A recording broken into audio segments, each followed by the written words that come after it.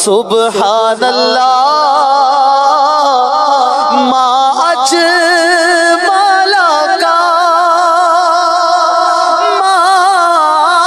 حسن کا ما اکمل کا۔ نحمدہ ونصلی علی رسولہ النبی الکریم الامین، اما بعد فاعوذ باللہ السمیع العلیم من الشیطان الرجیم، بسم اللہ الرحمن الرحیم۔ قال اللہ تبارک و تعالی فی القرآن الحکیم، ان اللہ وملائکتہ یصلون علی النبی یا ایہا الذین آمنوا صلوا علیہ وسلموا تسلیما۔ الصلاۃ والسلام علیک یا رسول اللہ وعلی آلک و اصحابک یا نبی اللہ۔ اللہ تعالیٰ کی بے حد و حساب حمد و ثنا سرور کونین جان عالم وجہ تخلیق کائنات حضرت محمد مصطفیٰ صلی اللہ علیہ وسلم اور آپ کے جمیع آل و اصحاب کی بارگاہ ناز میں درود و سلام کے نذرانوں کے بعد، میرے لیے انتہائی عزت اور احترام کے لائق سامعین ذی وقار، میرے دینی اور یقینی دوستوں، بزرگوں اور بھائیوں، ایک مرتبہ پھر نبی کریم صلی اللہ علیہ وآلہ وسلم کی سیرت مبارکہ کے دروس کے تسلسل کو آگے لیے ایک نئے درس کے ساتھ حاضر خدمت ہیں۔ اللہ تبارک و تعالی ہماری اس کاوش کو اپنی بارگاہ میں قبول و منظور فرمائے، اور ہم نے اپنا پچھلا درس جس مقام تک کیا اور جہاں تک چھوڑا، آج انشاءاللہ العزیز اسی ربط اور اسی تسلسل کو مزید آگے لیے بڑھیں گے۔ گزشتہ درس کے آخری واقعات میں ایک واقعہ میں نے آپ کی خدمت میں یہ بھی عرض کیا کہ نبی کریم صلی اللہ علیہ وآلہ وسلم نے جب قلعہ خیبر کا محاصرہ کیا تو اس وقت ایک حبشی غلام نبی کریم صلی اللہ علیہ وسلم کی خدمت میں آتے ہیں اور آپ صلی اللہ علیہ وآلہ وسلم سے سوال کرتے ہیں، یا رسول اللہ صلی اللہ علیہ وسلم، اگر میں اسلام قبول کروں اور مسلمان ہو جاؤں تو پھر میرے لیے کیا انعام ہے؟ تو آپ صلی اللہ علیہ وسلم نے ان کو جنت کی ضمانت عطا فرمائی۔ اس مقام پر ایک اہم معاملہ اور ایک اہم گفتگو کہ اسلام انسان کے تقوی اور اسلام رسول اللہ صلی اللہ علیہ وسلم کی نسبت اور اسلام اللہ تعالیٰ کی اطاعت گزاری کو دیکھتا ہے۔ کسی انسان کا رنگ، کسی انسان کے خد و خال، انسان کا قد، انسان کی شکل و شباہت اور انسان کا مال و دولت، یہ اسلام میں کوئی خاص اہمیت نہیں رکھتا کہ انسان کا چہرہ اگر ایسا ہے تب ہی وہ اہمیت کا حامل ہوگا، یا اس کا خد و خال یا قد اتنا ہو یا وہ مالی طور پر مستحکم ہو تو اسلام اس کو قدر کی نگاہ سے دیکھتا ہے۔ اسلام صرف انسان کے دل کے تقوی کو دیکھتا ہے۔ رسول اللہ صلی اللہ علیہ وسلم نے ارشاد فرمایا کہ اللہ تبارک و تعالیٰ تمہارے چہروں کو نہیں دیکھتا بلکہ تمہارے دلوں کو دیکھتا ہے۔ تو اس حدیث کا بھی یہی معنی ہے کہ اگر انسان کے دل میں اللہ تعالیٰ کی محبت گھر کر جائے تو وہ اللہ کی بارگاہ میں صاحب مقام و مرتبت ہے۔ تو یہاں پر یہ جو حبشی غلام تشریف لائے اور نبی کریم صلی اللہ علیہ وسلم سے عرض کرنے گئے، یا رسول اللہ صلی اللہ علیہ وسلم، میں ایک ایسا شخص ہوں جس کی رنگت کالی ہے، چہرہ بدصورت ہے اور جسم سے بدبو اٹھ رہی ہے، میرے پاس کوئی مال نہیں، تو اگر میں اسلام قبول کرتا ہوں تو کیا اللہ تبارک و تعالی مجھے جنت میں مقام عطا فرمائے گا؟ آپ صلی اللہ علیہ وسلم نے ارشاد فرمایا، بے شک۔ پھر یہی حبشی غلام رسول اللہ صلی اللہ علیہ وآلہ وسلم کے خیمہ اقدس سے باہر نکلتے ہیں اور یہودیوں کی طرف سے ایک تیر آ کر ان کے سینے میں پیوست ہو جاتا ہے، اور ابھی انہوں نے نماز نہیں پڑھی اور ابھی انہوں نے کوئی غسل نہیں کیا، ابھی اسلام کے کسی حکم پر عمل درآمد کرنے کا ان کو موقع ہی میسر نہیں آیا، لیکن اس مقام پر صرف رسول اللہ صلی اللہ علیہ وسلم کی تصدیق کی، اور جب آپ صلی اللہ علیہ وسلم کی بارگاہ سے اٹھ کر باہر تشریف لے کر گئے تو اسی وقت ایک تیر آ کر ان کے سینے میں لگا اور یہ شہید ہو گئے۔ تو نبی کریم صلی اللہ علیہ وآلہ وسلم کے خیمے میں ان کو اٹھا کر لایا گیا تو آپ صلی اللہ علیہ وسلم نے کیا خوب فرمایا، لقد حسن اللہ وجہ کا و طیب ریحہ کا و کسر مالا کا، اے حبشی غلام تیرے چہرے کو اللہ نے خوبصورت بنا دیا ہے اور تیری بدبو کو خوشبو سے بدل دیا ہے، تیرے مال کو بہت بڑھا دیا ہے۔ آپ صلی اللہ علیہ وسلم نے فرمایا میں دیکھ رہا ہوں کہ جنتی 2 حوریں اس حبشی غلام کے سر کو اپنی گود میں رکھ کر گرد و غبار ان کے چہرے سے جھاڑ رہی ہیں اور کہہ رہی ہیں اللہ تعالیٰ اس شخص کے چہرے کو خاک آلود کرے جس نے آپ کے چہرے کو خاک آلود کیا، یعنی شہید ہونے والے سے مخاطب ہیں۔ یہاں تک کہ واقعات تو ہم نے اپنی پچھلی گزشتہ نشست میں بیان کر دیے تھے، اور یہ واقعہ اختصار کے ساتھ اس لیے بیان کیا، ایک تو یہ واقعہ بہت حسین ہے، اور دوسرا یہ کہ ہمارے سامعین کے ذہنوں میں وہ تسلسل اور وہ ربط قائم ہو جائے کہ اگلے واقعات سن کر پچھلے واقعات کے ساتھ ان کے ذہنوں میں ایک مربوط سلسلہ جو ہے وہ قائم ہو جائے۔ اس کے بعد اگلا واقعہ کیا ہوا کہ سیدنا محمود بن مسلمہ رضی اللہ تعالی عنہ، محمود بن مسلمہ جو ہیں یہ صحابی ہیں، اور رسول اللہ صلی اللہ علیہ وسلم نے قلعہ نعیم، دیکھیں کئی قلعے ہیں جن میں یہودیوں نے اپنے اپنے پڑاؤ ڈال رکھے ہیں اور مسلمانوں کے خلاف نبرد آزما ہونے کے لیے کثیر اور وافر مقدار میں اشیاء خوردنوش اور اسلحے کے انبار لگا رکھے ہیں۔ اب یہ قلعہ نعیم ہے، اس کے باہر رسول اللہ صلی اللہ علیہ وسلم نے محاصرہ کیا ہوا ہے۔ صحابی رسول محمود بن مسلمہ رضی اللہ تعالی عنہ، آپ سستانے کے لیے یعنی آرام کرنے کے لیے اور دھوپ کی تپش اور حدت سے بچنے کے لیے اس قلعے کی دیوار کے ساتھ ٹیک لگا کر بیٹھ گئے تاکہ چھاؤں میں کچھ دیر سستا لوں اور کچھ دیر آرام کر سکوں۔ تو محمود بن مسلمہ رضی اللہ تعالی عنہ اس قلعے کی دیوار کے ساتھ بیٹھے تھے، اور یہ قلعہ یہودیوں کے تسلط میں تھا، یہودیوں کے قبضے میں تھا۔ تو یہودیوں نے دیکھا کہ ایک مسلمان فرد یعنی یہی محمود بن مسلمہ رضی اللہ تعالی عنہ یہ آرام کر رہے ہیں، سستا رہے ہیں، دھوپ کی حدت سے بچنے کے لیے چھاؤں میں بیٹھے ہیں، دیوار کے ساتھ ٹیک لگا کر بیٹھے ہیں۔ تو مرحب جس کو حضرت علی رضی اللہ تعالی عنہ نے قتل کیا تھا، مرحب نے اپنے افراد کے ساتھ مل کر قلعے کی چھت پر جا کر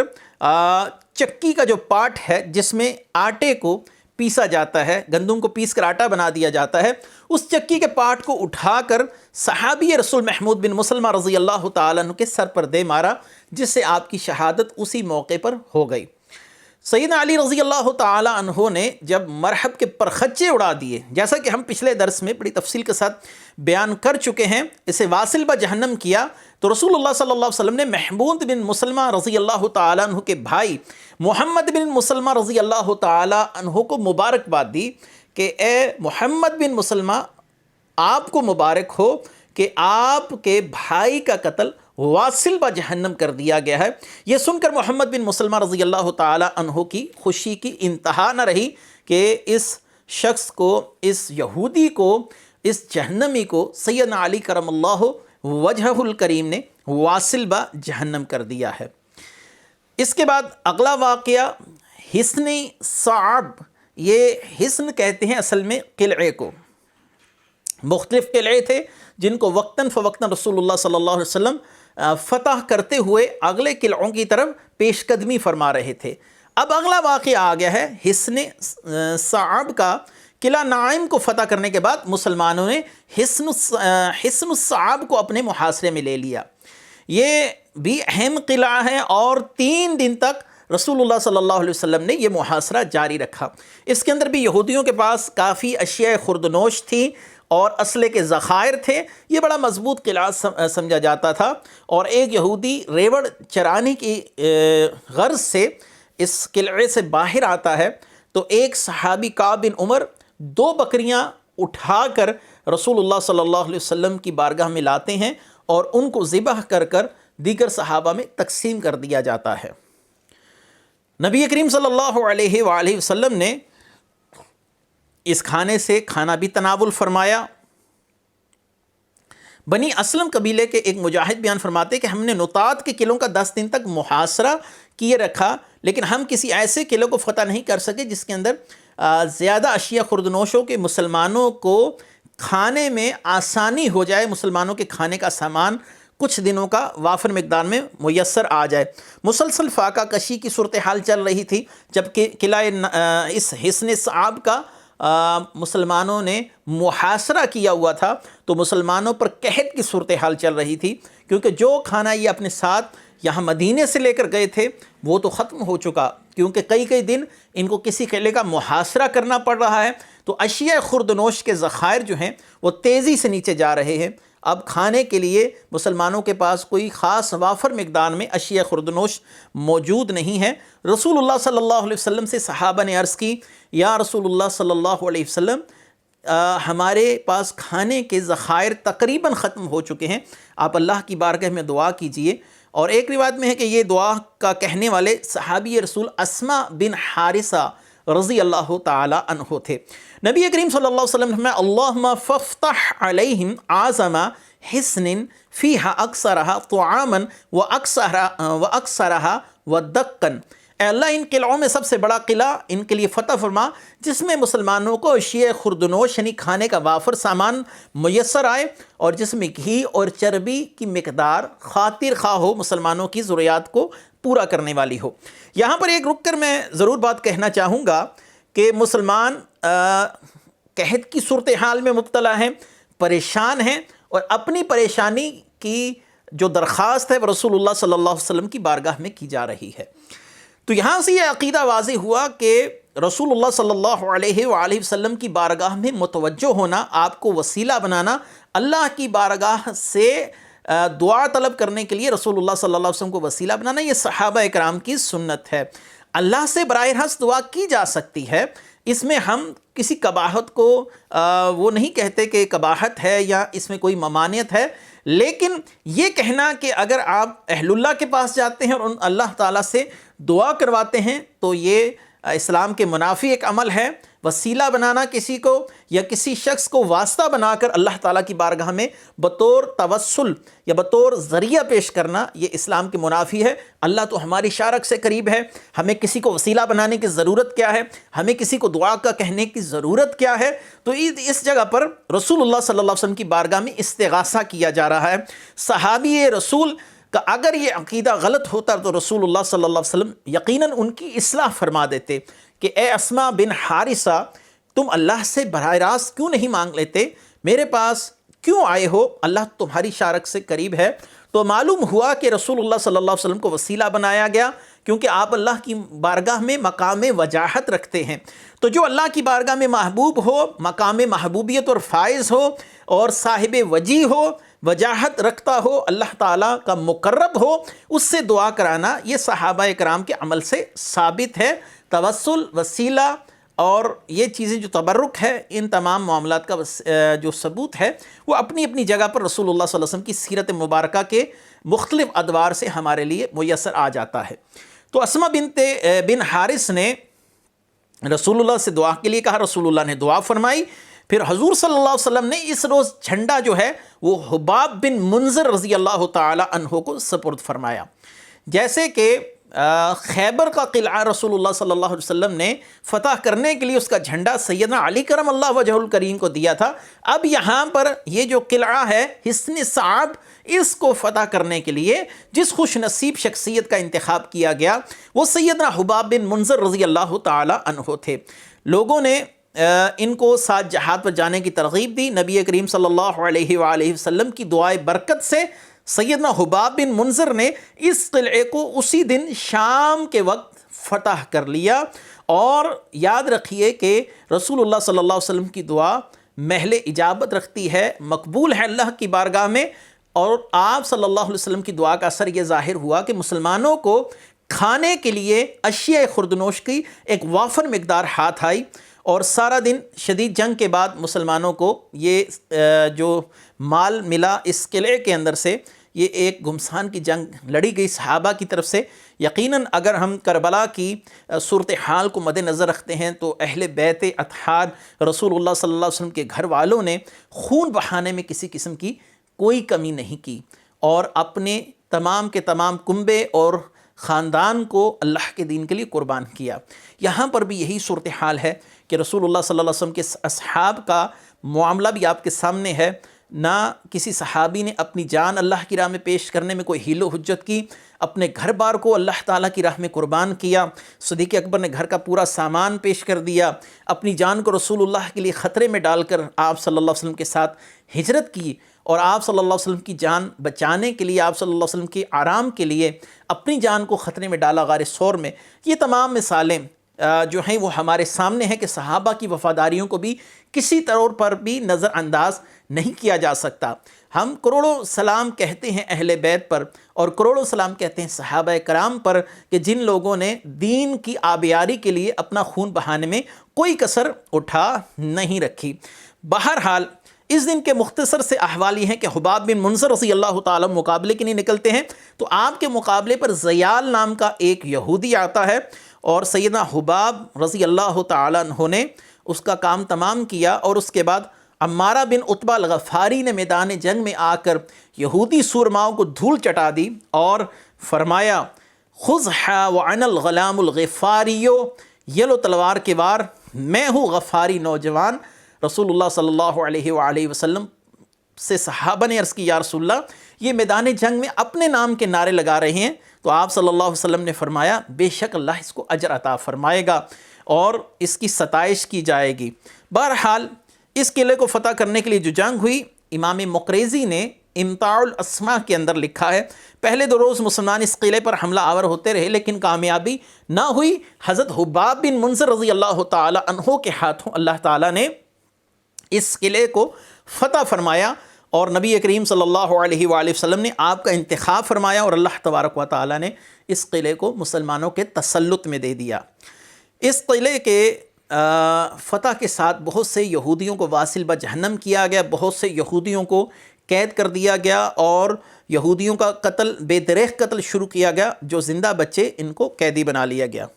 محمد بن مسلمہ فرماتے کہ میں نے دیکھا حضور صلی اللہ علیہ وآلہ وسلم نے ایک تیر اس قلعے کی طرف چلایا ہے، اور اس تیر کی برکت سے ہم نے دیکھا کہ تمام کے تمام لوگ نڈھال ہو گئے اور مسلمان اس قلعے میں داخل ہوئے۔ اس قلعے سے جیسا کہ میں نے پہلے عرض کیا کہ مسلمانوں کے لیے وافر مقدار میں اشیاء خوردنوش کا حصول ہوا، تو آپ صلی اللہ علیہ وآلہ وسلم نے منادی کو حکم دیا کہ کہو کلو وعلفوا ولا تحتملوا، خود کھاؤ، جانوروں کو کھلاؤ، لیکن کوئی چیز اٹھا کر نہ لے جاؤ۔ اس قلعے سے مسلمانوں کو یمن سے آئے ہوئے کپڑوں کی ایک کثیر مقدار، یعنی گانٹیں تھی اس وقت، جیسے آج تھان ہیں ویسے کثیر تعداد میں کپڑا میسر آیا، مختلف قسم کے شراب کے مٹکے مسلمانوں کو ملے، لیکن مسلمانوں نے تمام کی تمام شراب کو بہا دیا، مٹکوں کو توڑ دیا گیا، اور اس کے بعد جو یہودیوں کے برتن مسلمانوں کو حاصل ہوئے، آپ صلی اللہ علیہ وسلم نے فرمایا ان کو خوب اچھے طریقے سے دھو لو اور اپنے استعمال میں لے آؤ۔ اور یہی اسی مقام سے مسلمانوں کو منجنیق بھی ملی۔ منجنیق وہ آلہ تھا جس میں پتھر رکھ کر اس سے پتھر کو دور پھینکا جاتا ہے، مخالف لشکروں کے اوپر بڑے بڑے پتھروں کو پھینکنے کے کام آتی ہیں منجنیق۔ رسول اللہ صلی اللہ علیہ وسلم نے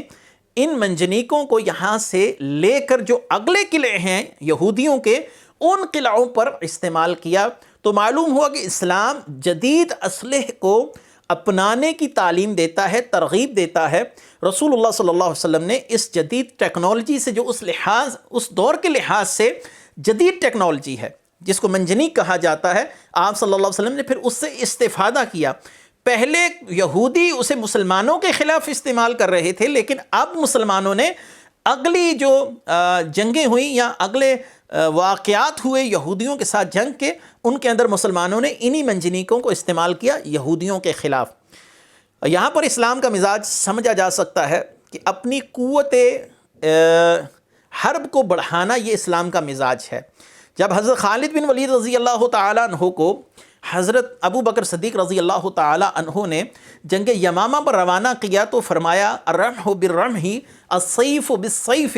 تلواروں کے ساتھ تلواروں کی جنگ کرنا، اور جب تیر اندازی شروع ہو جائے تو تیر اندازی سے اس کا مؤثر جواب دینا۔ تو معلوم ہوا کہ اسلام دشمن کی قوت پر نظر رکھتے ہوئے اپنی حربی قوت کو بڑھانے کی جو صلاحیت ہے وہ پیدا کرنے پر بھی زور دیتا ہے۔ تو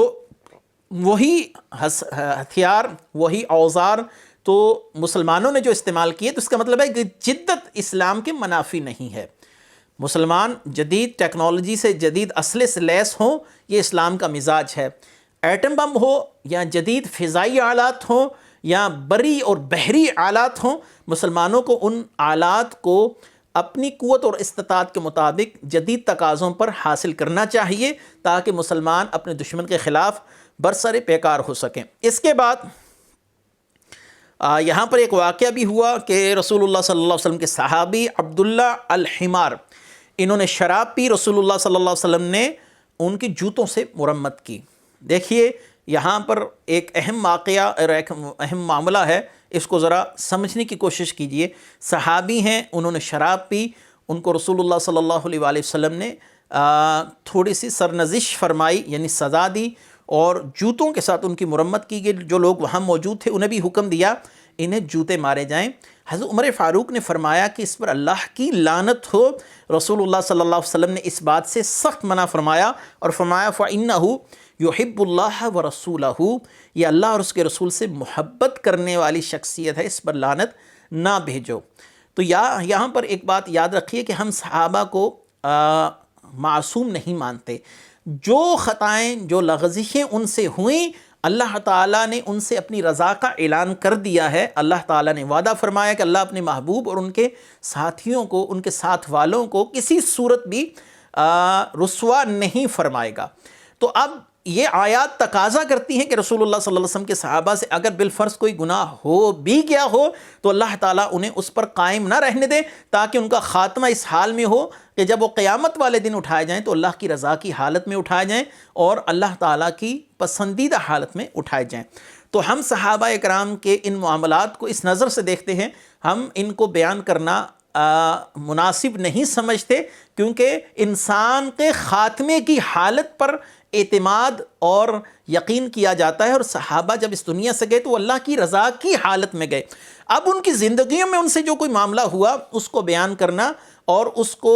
اچھالنا لوگوں میں، اور صحابہ کی تنقیص کے پہلو کو واضح کرنا اور صحابہ کرام کی توہین کرنا ان واقعات کو بیان کر یہ ہمارے اپنے خاتمہ بالخیر کے لیے خطرے کا باعث ہو سکتا ہے. لہٰذا سامعین سے التماس ہے ایسی واقعات سے اجتناب کرنا چاہیے، اور ان کے معاملات ان کے ساتھ ہیں. اللہ نے ہم سے ہمارے اعمال و افعال کا سوال کرنا ہے، نہ کہ صحابہ کے متعلق کہ ان کے افعال کیسے تھے، ان کے اعمال کیسے تھے، اور تم نے دنیا میں جج بن کر یا چیف جسٹس بن کر ان کے اندر فیصلہ کیوں نہیں دیا. ایسا کوئی سوال ہم سے نہیں کیا جائے گا. بہرحال اس کے بعد اگلا قلعہ ہے حصن قلعۃ الزبیر. یہ جو لفظ ہے قلعہ، یہ قلعہ جو ہے اس کا مطلب ہوتا ہے پہاڑ کی چوٹی عربی زبان میں. تو ایک یہودیوں کا قلعہ تھا جس کو انہوں نے پہاڑ کی چوٹی کے اوپر بنا رکھا تھا، اس لیے اس کو حصن قلعۃ الزبیر کہا جاتا ہے. یہ جو حصن قلعۃ الزبیر ہے یہ پہاڑ کی چوٹی پر تھا، اور مسلمان نائم اور صعب کو فتح کرنے کے بعد مسلمانوں نے اسی قلعے کا رخ کیا، اور پہلے 2 قلعوں سے جو بگھوڑے یہودی تھے وہ بھاگ کر اسی قلعے میں پناہ لے چکے تھے. 3 روز تک اس کا محاصرہ رہا. اسی اسنا میں ایک یہودی جس کا نام غزال تھا وہ حضور صلی اللہ علیہ وسلم کی خدمت میں حاضر ہوا، اور اس نے کہا یا رسول اللہ اگر آپ مجھے امان دیں، میرے بیوی بچوں کو امان دیں، تو میں آپ کو اس قلعے کو فتح کرنے کے لیے راستہ بتا سکتا ہوں کہ آپ یہودیوں کو کیسے شکست دے سکتے ہیں. آپ صلی اللہ علیہ وسلم نے اس کے اہل و عیال، اس کے اموال کو امان دی. امان پانے کے بعد اس نے تمام صورتحال واضح کی. یا رسول اللہ صلی اللہ علیہ وسلم اگر آپ 1 مہینہ بھی اس قلعے کا محاصرہ کر کے رکھیں گے تو آپ صلی اللہ علیہ وسلم کو فتح حاصل نہیں ہو سکتی. اس کی وجہ یہ ہے کہ انہوں نے زیر زمین پانی کے لیے سرنگیں بنا رکھی ہیں، اور رات کی تاریکی میں وہ نکلتے ہیں، پانی سے سیراب ہو کر قلعوں میں واپس آتے ہیں، تازہ دم ہو کر آپ کا مقابلہ کرتے ہیں. اگر آپ ان سرنگوں کو کاٹ دیں یا پانی کی جو سپلائی لائن ہے اس کو منقطع کر دیا جائے، جیسے کسی جگہ پر پائپ سے پانی جا رہا ہو، آپ اس پائپ کو کاٹ دیں تو پانی کی جو روانگی ہے اور پانی کی جو فراوانی ہے اس کا سلسلہ رک جائے گا. تو یقیناً اگلے شخص کے لیے پریشانی کا سبب ہوگا یہ سارا معاملہ. پانی ہے ہی ایسی چیز جو بنیادی طور پہ انسان کو انتہائی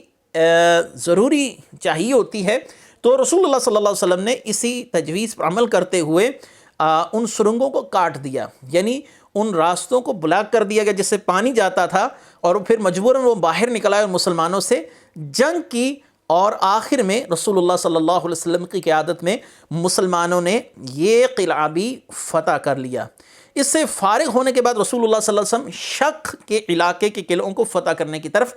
متوجہ ہوئے۔ یہ جو تمام قلعے فتح ہوئے، اس کے بعد اب اگلا مرحلہ تھا شق، ایک علاقہ ہے وہاں پر یہودی قلعے جو مسلمانوں کی بقا کے لیے، مسلمانوں کی سلامتی کے لیے انتہائی خطرے کا باعث تھے۔ ان میں حصن عبی،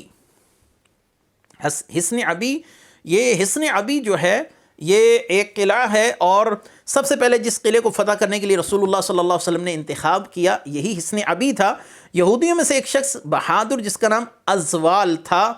بعضوں نے اس کا نام ازال بتایا ہے، مورخین میں اختلاف ہے اس کے نام کے اندر، اور اس نے میدان میں نکل کر حل من مبارزن، کیا تم میں کوئی ہے مائی کا لال میرے ساتھ میں آنے والا؟ تو حباب بن منذر اس کے مقابلے کے لیے نکلے، دونوں ایک دوسرے پر حملہ آور ہوئے، اور آخر کار سیدنا حباب بن منذر رضی اللہ تعالیٰ عنہ اس پر غالب آ گئے۔ اس کے بعد ایک اور یہودی نکلا، اس نے بھی حل من مبارزن لگایا نعرہ، اس کے بعد ایک مسلمان مجاہد نکلا، لیکن اس یہودی نے اس مسلمان مجاہد کو شہید کر دیا۔ اور اس کے بعد بہت ہی جرأت مند صحابی، بہت ہی دلیر صحابی، ویسے تمام صحابہ دلیر ہیں لیکن ان کی بہادری اپنی جگہ پر ضرب المثل ہے، قابل بیان ہے، ابو دجانہ رضی اللہ تعالی عنہ اپنے سر پر آپ سرخ رنگ کا کپڑا باندھ کر نکلے اور بڑے فخر الناس سے ٹہلتے ہوئے مقابلے پر آئے، اور یہودیوں کی گردنیں کاٹ کر یہودیوں کو لاشوں کو زمین بوس کرتے جا رہے تھے۔ کسی یہودی کو جرأت نہیں تھی کہ ابو دجانہ کے مقابلے پر آئے، اور اس کے بعد مسلمانوں نے نعرہ تکبیر بلند کیا اور اس قلعے کے اندر داخل ہو گئے، اور تمام یہودی یا تو قیدی بنا لیے گئے یا کچھ نے جان بچا کر بھاگنے میں عافیت جانی، اور وہاں سے شک کے دوسرے قلعے حصن النزال کے اندر جا کر یہودیوں نے پناہ لی۔ مسلمانوں کے ہاتھ یہاں سے بھی کافی مقدار میں بہت سی بھیڑ بکریاں اور اشیاء خوردنوش اور جنگی حالات و حرب مسلمانوں کو یہاں سے حاصل ہوئے۔ تو یہ تمام جو صورتحال ہے رسول اللہ صلی اللہ علیہ وآلہ وسلم کے فتوحات کا سلسلہ اور مسلمانوں کی فتوحات کس سلسلے سے آگے چلتی رہیں، یاد رکھیے یہ وہ رسوائیاں ہیں جو آج بھی یہودی نہیں بھلا سکے، اور مسلمانوں سے انہی شکستوں کا بدلہ لینے کے لیے بےتاب ہیں، ہماری آنے والی نسلوں کو خراب کر رہے ہیں۔ بہرحال اس کے بعد آخری جو آج کے درس کا حصہ ہے اس میں حصن البراء۔ حصن البراء نطات کے قلعوں کو شکست خوردہ یہودی بھی اس قلعے میں اکٹھے ہو چکے تھے۔ نطات کا علاقہ اب شک کا علاقہ ہے، اور شک کے علاقے کا دوسرا قلعہ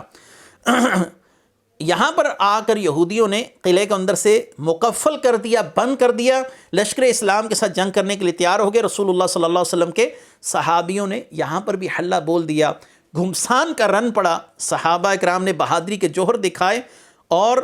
یہاں پر رسول اللہ صلی اللہ علیہ وسلم نے ایک مٹھی میں کنکریاں لے کر اس قلعے کی طرف پھینک دی، قلعے کی دیواریں لرزنے لگی، مسلمانوں نے ان پر شدید حملہ کیا اور یہودیوں کو جنگی قیدی بنا لیا گیا۔ اس کے بعد کے واقعات انشاءاللہ ہم اگلے درس میں آپ کے سامنے لے کر پیش ہوں گے، جس میں حصن قتیبہ، حصن القموس، حصن وطیح و سلالم اور دیگر جو اس کے بعد کے واقعات ہیں، رسول اللہ صلی اللہ علیہ وسلم کی زوجیت میں سیدہ صفیہ کا آنا اور اس طرح کے دیگر واقعات انشاءاللہ ہم اپنے اگلے درس میں آپ کے سامنے لے کر پیش ہوں گے۔ آج کے لیے اتنا ہی کافی ہے، اسی پر اکتفا کرتے ہیں۔ وآخر دعوانا ان الحمد للہ رب العالمین۔ سبحان اللہ ما اجل